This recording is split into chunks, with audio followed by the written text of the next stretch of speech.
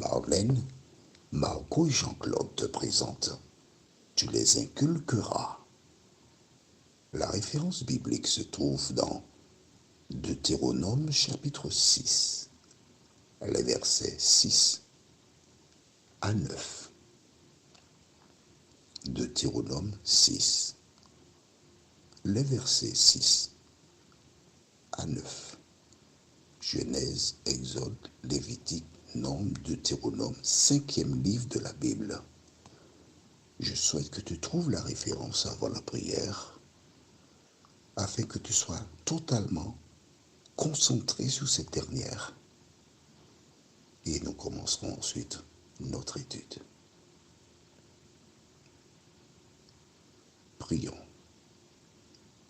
Notre Seigneur et notre Dieu, merci pour la parole. Merci pour l'occasion que tu nous donnes de l'entendre, de l'étudier. Merci de nous aider à la mettre en pratique. Cet esprit, aide-nous jour après jour à avoir cet amour profond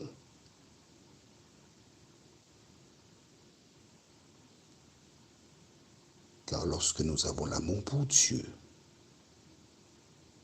nous serons en mesure de réaliser ses projets. Merci de nous entendre et de nous garder. Au nom de Jésus, pour ta gloire éternelle. Amen. Rappelle-toi, nous avons vu ensemble, lors de l'étude précédente, dans le livre de Deutéronome, chapitre 6, les versets 4 et 5, ce qui suit. Écoute, Israël, l'Éternel, notre Dieu, est le seul éternel.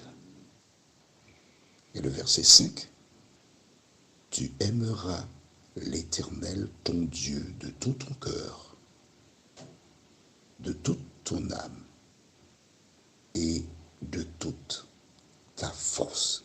C'est un commandement. Aimer l'Éternel.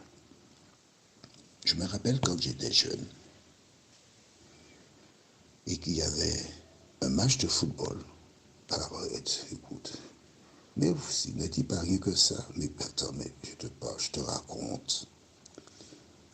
Aux Antilles, l'avantage que j'avais par rapport à l'Europe, c'est que le match de 21h, il passe en télévision à 16h. Donc c'était l'idéal pour moi. Pourquoi? Parce que je vais au lit avant 20h. 20h plus tard, si je dors à 20h15, c'est une exception, mais avant 20h. Je dors toujours tôt. Depuis enfant, Dieu m'a formaté ainsi. Aller dans les soirées, tout ça, non. Pour que je n'aille pas dans les soirées, Dieu m'a donné un corps spécial. Si je vais au lit plus tard, je suis malade. Mais oui, maux de tête, céphalée, vomissement. Il faut que je sois au lit avant 20h. Tu comprends? Bien. Alors aux Antilles, les matchs passent à 16h. Quand j'y étais et que j'étais mordu du football, après le déjeuner, dès 13h, j'avais déjà préparé 2 litres de jus qui étaient au frère, des écrevisses. Attends, c'est pas l'animal, hein, tu sais, mais c'est des petits trucs là, une couleur orange là, qui ressemblent avec des chips. Le match commence à 16h. À 15h, je suis déjà assis. J'attends mon match. Le téléphone peut sonner jusqu'à la Saint-Glinglin. Je ne touche pas au téléphone. Ma porte est fermée, je ne reçois personne. Je suis là, devant mon téléviseur. J'attends mon match de football parce que j'aimais les matchs de football.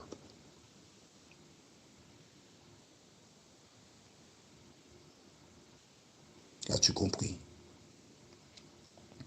Lorsque tu aimes l'Éternel des armées, tu ne te contentes pas de 5 minutes. Car de 13h jusqu'à 18h, c'était mon match de football. Quand tu aimes l'Éternel, tu passes beaucoup de temps en sa compagnie. Quand tu aimes l'Éternel de tout ton cœur, de toute ton âme, de toute ta force, tu cherches à le connaître. Alors tu lis la Bible. Tu cherches à savoir ce qu'il attend de toi. Exemple. Marie Chantal a rencontré Pierre. Oh, Pierre me plaît. Oh, il est tellement bien le mec. Oh, je n'ai jamais rencontré un mec comme cela. Je l'aime. Que doit faire Marie Chantal? Elle doit faire attention, numéro 1. Deuxièmement, elle doit apprendre à connaître l'homme en question. Qu'est-ce qu'il aime? Qu'est-ce qu'il n'aime pas? Il n'aime pas que je porte des robes qui arrivent 15 cm plus haut que mes genoux. Je vais en porter celles qui ont 15 cm en dessous de mes genoux, parce que je l'aime. Il n'aime pas que j'affiche les montagnes de Saturne. Les montagnes de Saturne, c'est la partie qui est juste sous le menton. Eh bien, je porterai des vêtements qui cachent les montagnes de Saturne. Il n'aime pas que je porte des robes qui ont une fente qui arrive au beau milieu de ma cuisse. Je porterai des robes qui n'auront pas de fente sur les côtés. Il n'aime pas que je mette la peinture comme les Indiens qui vont faire la guerre. Je ne mets pas de peinture sur mon visage. Pourquoi? Parce que je l'aime. Et tout ce qu'il demande, qu'il soit rationnel, attention, qu'il soit rationnel, je vais écouter, je vais analyser et je vais adopter. Exemple, il n'aime pas que je porte des talons. Il me dit, mon cœur, je n'aime pas que quand tu portes des talons parce que ça va causer du scoliose pour ta colonne vertébrale, pour ton bien-être, parce que je t'aime, chérie. Fais-moi plaisir. Qu'est-ce que je fais, maman? Je dépose tout ça devant la poubelle. J'achète des chaussures avec un petit talon. Pourquoi? Parce que je l'aime. Quand tu aimes quelqu'un, tu fais les choses rationnelles. Je dis bien rationnelles, qui sont bonnes pour toi et qui lui feront plaisir. Quand tu agis ainsi, son amour augmente pour toi. Ça évite d'avoir des conflits. Parce que le diable, son objectif, c'est mettre des conflits dans les couples. Est-ce que c'est clair pour toi? Alors passons à notre référence du jour. Deutéronome 6, versets 6 à 9.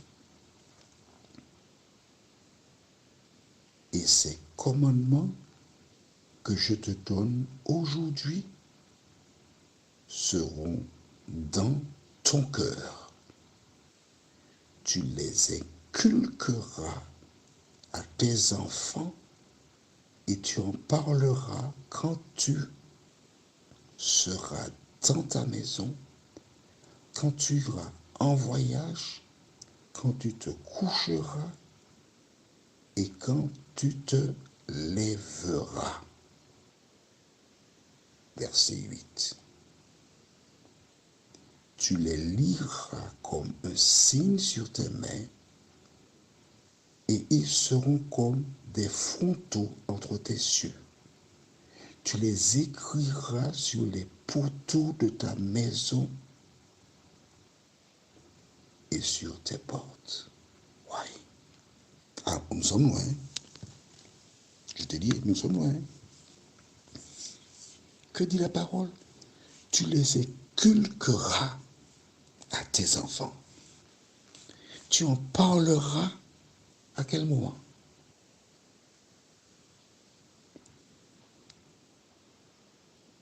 Quand tu seras dans ta maison, quand tu iras en voyage, quand tu te coucheras et quand tu te lèveras, continuellement, Tu dois inculquer à tes enfants l'amour pour Dieu. Mais comment peux-tu inculquer à tes enfants l'amour pour Dieu si tu ne lis pas la Bible? Explique-moi comment tu fais ça. Quand tu passes ton temps devant le téléviseur, au téléphone, chez les gens, pour t'asseoir pendant des 1000 ans, pour faire des cancans, comment peux-tu inculquer ça à tes enfants? Vois-tu, ce que je te dis, ce n'est pas nouveau.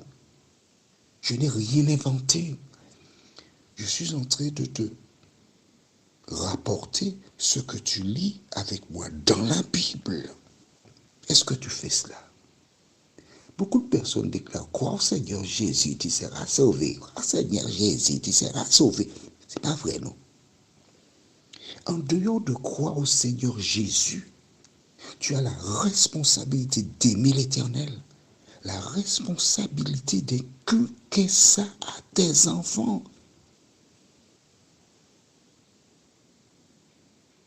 Là, tu fais. Tu ne l'as pas fait. On ne peut pas revenir. En revanche, à la lumière de ce que nous découvrons là, toi et moi, que dois-tu faire? Tu dois aller dans le secret, chez toi, parler à ton Dieu, lui demander pardon. Pardon d'avoir été négligent.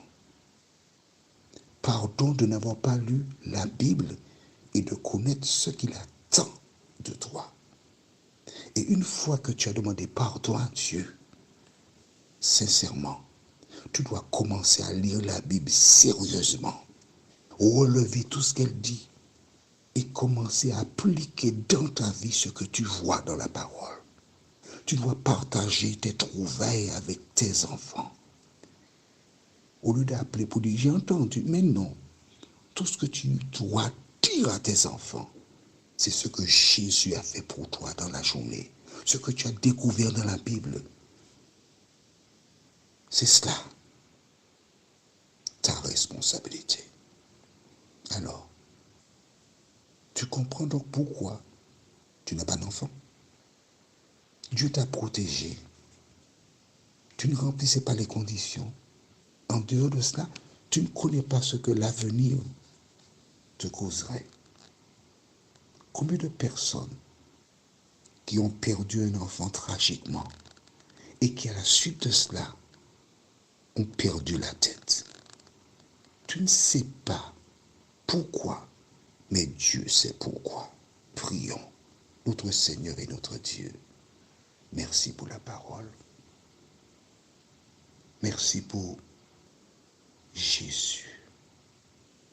Merci pour ces audios qui nous permettent de connaître la vérité, de nous aider à mettre en pratique ta parole, nous t'en prions. Au nom de Jésus, pour ta gloire éternelle. Amen. Que l'Éternel continue de te bénir. La bénédiction de Dieu, c'est quoi?